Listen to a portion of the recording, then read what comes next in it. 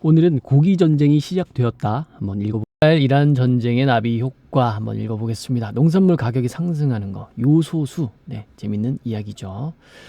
호주와 중국은 사이가 좋았습니다. 호주의 자원을 가장 많이 사용하는 국가가 중국이라 호주는 중국을 VIP 고객 대접을 해준 것이죠.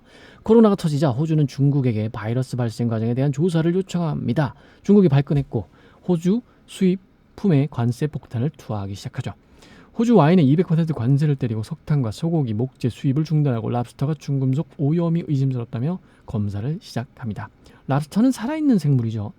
2일 내에 통관되어야 살아있는 유통이 되는데 중국은 중금속 검사를 한다며 호주산 랍스터 100%를 검사하겠다고 나온 것이죠. 중국 세관에서 죽어가는 수만 톤의 랍스터가 호주 국민들의 감정선을 건드립니다.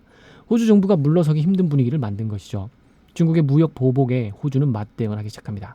호주산 철광석 가격을 2배 넘게 올려버린 것입니다. 당시 중국이 수입하는 철광석의 60% 이상이 호주산이었고 중국이 석탄 등을 수입 규제하면서도 호주산 철광석의 수입 규제를 못한 것은 대안이 없었기 때문입니다. 호주를 제외하고 철광석을 가져올 수 있는 국가는 브라질이었는데 코로나가 브라질 철광석 광산의 가동률이 떨어진 것입니다. 코로나로 인해 브라질 철광석 광산의 가동률이 떨어진 것이죠. 호주는 철광석 가격 인상만으로 1360억 불이 들어와서 석탄 등을 수출 못해 본 손해를 모두 커버하고도 엄청난 돈이 남게 된 거죠. 와인이나 랍스터 등은 몰라도 석탄까지 규제한다는 것은 중국 입장에서는 과한 조치였던 거죠. 와인은 프랑스나 칠레 등 대체 수입국이 충분하고 랍스터는 안 먹으면 그만이지만 석탄은 그럴 수가 없었죠. 중국은 호주로부터 석탄 수입을 줄여도 인도네시아와 몽골산 석탄 수입을 늘리면 된다고 생각을 했던 겁니다. 호주산 석탄을 인도네시아나 몽골산 석탄으로 대체하자 중국 화력발전소의 발전 효율이 떨어지기 시작하게 된 것입니다. 호주산 석탄은 1kg으로 5,500kcal 열량을 낼 수 있는 화력발전에 딱 맞는 고열량 탄입니다. 인도네시아나 몽골산 석탄은 1kg당 거의 절반이네요. 3,000kcal 밖에 낼 수가 없어 발전소 효율이 제대로 나오기 힘든 것이죠. 고열량 호주산 석탄을 섞어서 발전해야 발전 효율이 나오는데 호주산 석탄이 없어 발전 효율이 떨어지는 일이 발생하게 된 거죠. 이걸 모르고 규제를 했던 거죠. 관세를. 발전 효율이 떨어진다는 말은 전기가 부족해진다는 말입니다. 이런 상황에서 석탄 채굴장이 많은 산시성에 대홍수가 났고 석탄 채굴장 상당수가 대홍수에 침수가 됩니다. 중국 내 석탄 생산도 일시적으로 줄어들게 된 것이죠. 중국 에너지 발전의 60%를 차지하는 석탄 수급의 차질이 오는 상황에서 2021년 겨울이 다가오기 시작한 것이죠. 불똥이 요소로 튀게 됩니다. 요소수겠죠. 요소를 만드는 방법은 다양하지만 석탄에서 암모니아를 추출한 후 이산화탄소를 넣어서 만드는 게 가장 저렴합니다. 이산화탄소를 넣는 공법, 이거 갑자기 커피 디카페인이 생각나네요. 계속 읽어보겠습니다. 요소의 원료가 석탄이라는 말이죠. 호주산 석탄은 수입을 금지했고 산시성 대홍수로 석탄 채굴장이 침수된 중국은 겨울을 나기 위해 석탄이 부족하다고 판단을 했습니다. 2021년 10월 15일부터 중국이 요소 수출을 금지하기 시작한 이유입니다. 중국산 요소수가 수입이 되지 않자 한국은 2021년 겨울에 요소수 사태를 경험하게 됩니다. 트럭 등 엄청 난리도 아니었죠. 한국은 호주나 칠레에서 정제가 완료된 역청탄, 즉 코크스라고 합니다. 이 역청탄을 수입하기 때문에 이것으로 요소수를 만들 수는 없습니다. 요소의 원료는 암모니아도 국내 생산이 중단된 뒤 전량 수입을 하고 있다 보니 한국 요소의 98%가 중국산이었습니다. 일본은 요소를 전략 자원으로 봐서 일본 내 공급 비중을 77%까지 유지하는 정책을 사용하고 있었죠. 중국의 요소 수출 중단은 한국과 일본 모두가 해당되지만 일본에서는 부족 현상이 없었던 이유고 요소수 사태는 일본에서 요소가 들어오면 시간을 벌었고 그 사이 베트남과 러시아 등에서 요소를 수입하면 끝이 나게 되긴 했습니다. 요소수 사태는 2달 반 만에 끝이 났지만 트럭기사 등은 많은 사람들이 요소수를 구하기 위해 생고생을 했던 거죠. 요소수는 일종의 잘 정수된 오줌물입니다. 아, 그렇나요? 오줌물이에요 이게? 자, 계속 읽어보겠습니다. 요소수를 디젤 엔진에서 나오는 배기가스에 뿌리면 매연이 몸에 해롭지 않은 질소와 물로 바뀌어 나오게 됩니다. 한국에서 요소를 쓰는 곳은 크게 2곳입니다. 경유차, 바로 비료입니다. 승용차는 경유차라도 엔진오일 가는 주기에 요소수를 보충하면 될 정도로 요소수가 많이 쓰이지는 않습니다. 승용차는 그렇고요. 트럭 등 상용차는 다릅니다.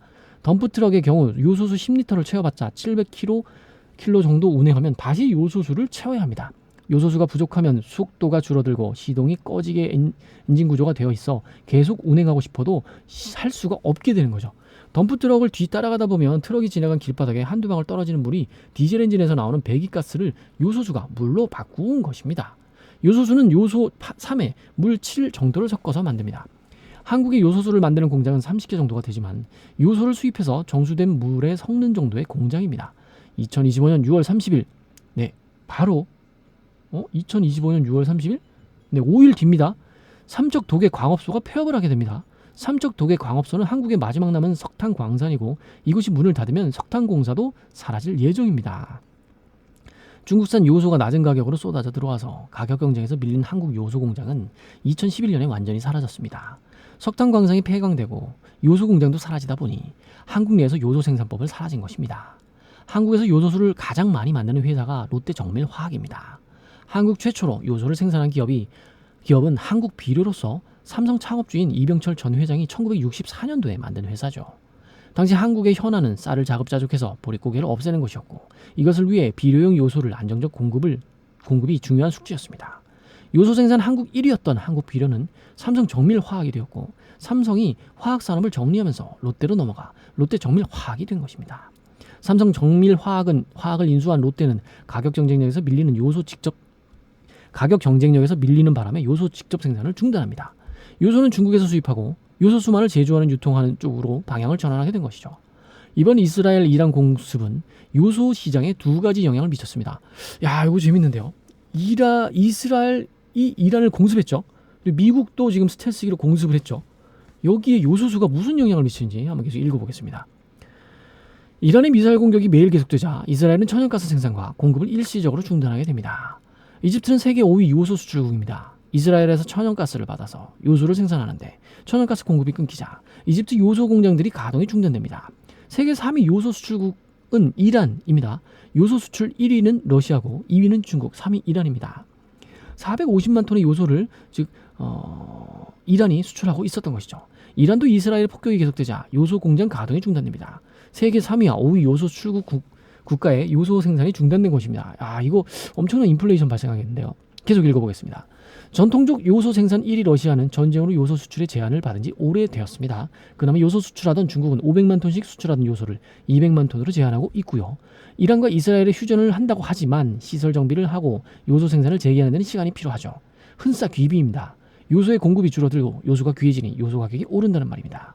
요소 가격이 오르면 요소를 수입해 놓은 농산물을 생산하는 브라질과 아르헨티나, 인도 등이 농산물을 생산 원가가 자극받는 흐름이 나오게 됩니다. 네, 다시 한번 이 마지막 줄 정말 중요하니까 읽어보겠습니다. 요소의 가격이 오르면 요소를 수입해서 아까 말했죠. 요소가 쓰이는 곳은 두 곳입니다. 비료로서 쓰이고 트럭 기사들이 사용합니다. 농산물을 생산하는 브라질과 아르헨티나, 인도 등의 농산물 생산 원가가 자극받는 흐름이 나오게 됩니다. 이제 재래시장, 큰 마트에서 야채를 살 때 아마 엄청난 가격을 좀 이따 보게 될 것 같습니다. 일본은 수입하는 것보다 비싸도 전략적 이유로 일정 비중 요소 생산을 유지하고 있습니다. 한국도 석탄 광산 한두 개와 요소 공장 하나 정도는 남겨두면 좋겠습니다. 농산물 가격은 시차가 있기 때문에 요소 공급 부족에 본격적인 영향을 하반기 이후로 미칠 것 같습니다.